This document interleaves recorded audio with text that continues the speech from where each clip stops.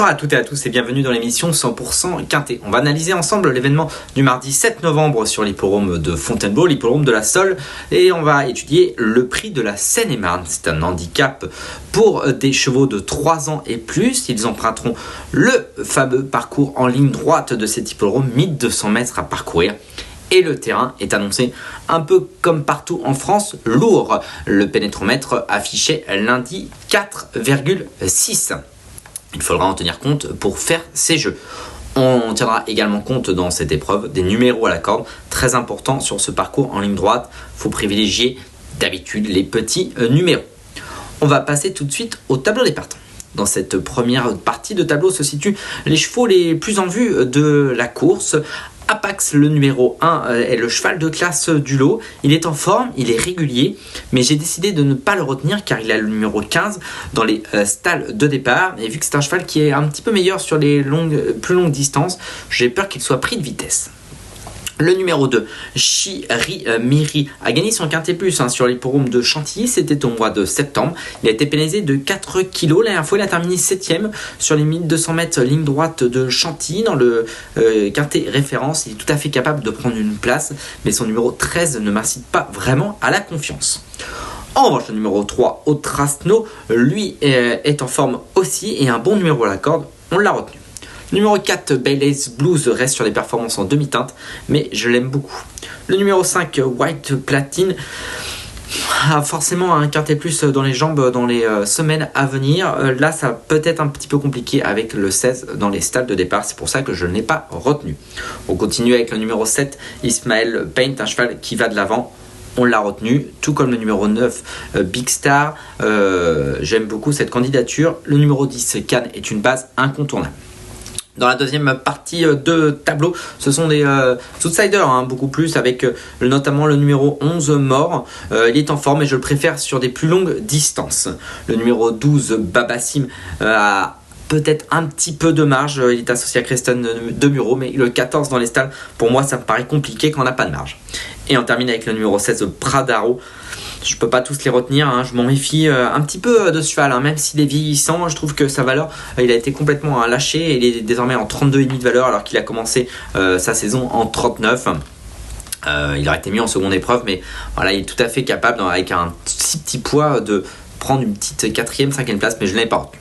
On fait le papier.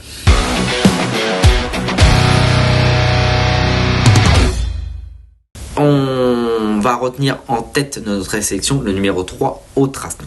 Otrasno, on va tout de suite revoir en image sa dernière sortie. C'était le 12 octobre dernier sur l'hippodrome de Chantilly. C'est un cheval qui se monte de l'avant. C'est l'entraînement de Bruno Monzet. Il est aux avant-postes, mais vu en pleine piste.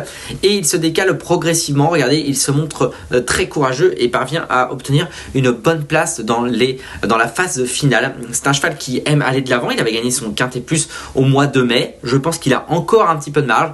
Les pistes très souples et lourdes ne le dérangent pas. Il va aller probablement monter de l'avant avec son petit numéro à la corde et à mon avis, il peut aller au bout. C'est pour ça que je l'ai retenu en tête. J'aime beaucoup également le numéro 4, Bailey's Blues. Ces deux dernières sorties ne sont pas vraiment très intéressantes, mais je trouve que ce cheval fait des survaleurs sur l'hippodrome de Fontainebleau. Regardez cette statistique, 67% de réussite dans les 3 premiers, une victoire et 3 places. Il a un bon numéro à la corde, il a été baissé d'une livre, il avait gagné un quintet plus sur ce parcours en 2020. Alors c'est pas le cheval de tout le monde, mais je pense capable tout à fait de prendre une petite place et c'est peut-être même capable de surprendre vraiment à une belle cote. Ensuite, le numéro 7, Ismael Paint. Ismael Paint avait terminé 3ème du quintet plus référence. Il revient en forme, c'est un pensionnaire de Christophe Plisson. Alors certes, il a beaucoup couru cette saison. Il a déjà couru 17 courses, mais il a un bon numéro à la corde. Lui aussi, il va aller de l'avant. Il va probablement être soit avant-poste, soit à côté du numéro 3, Otrasno. Et je pense que tous les deux peuvent aller s'épauler et aller le plus loin possible. On passe ensuite au numéro 9, Big Star. Big Star, je m'en méfie beaucoup. C'est un cheval qui avait gagné son maiden sur l'hippodrome de Saint-Cloud. Et d'ailleurs, c'est cette course-là que j'ai décidé de vous remontrer. C'est le cheval qui est tout à l'extérieur et qui termine dans une très plaisante action. Il a depuis changé d'entourage. Il a terminé 2e en dernier lieu d'un bon lot, un lot certes un peu compliqué à définir car il n'était que 5, mais c'était sur l'hippodrome de Fontainebleau, il était avec des valeurs nettement supérieures, mais est-ce que ces chevaux-là ont encore cette valeur? En tout cas, il est pris en 37 de valeur. Son numéro à la corde, certes, n'est pas un grand cadeau, mais je fais confiance à son jockey Christophe Soumillon pour s'en sortir le mieux possible. Et c'est pour ça que j'ai essayé de le retenir, parce qu'en fait, sa valeur, elle est difficile à déterminer. Ça peut être tout ou rien, mais voilà, j'ai décidé de le retenir. Ensuite, le numéro 10, Cannes, il a remporté son quintet plus sur l'hippodrome de Deauville. Il a été pénalisé de 3,5 kg. Sa dernière sortie, t'as oublié, il avait totalement manqué son départ. Il était très attendu dans ce quintet plus. À Deauville, il a manqué son départ.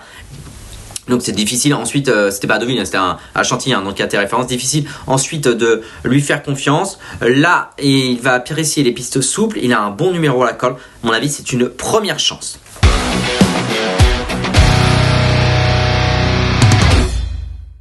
Voilà mes 5 chevaux pour ce quintet plus, ce qui va donner en chiffres et ma sélection. Donc j'ai décidé de mettre le numéro 3 Autrasno qui peut aller le plus loin possible. Ensuite le numéro 10 Cannes à reprendre sur sa dernière sortie.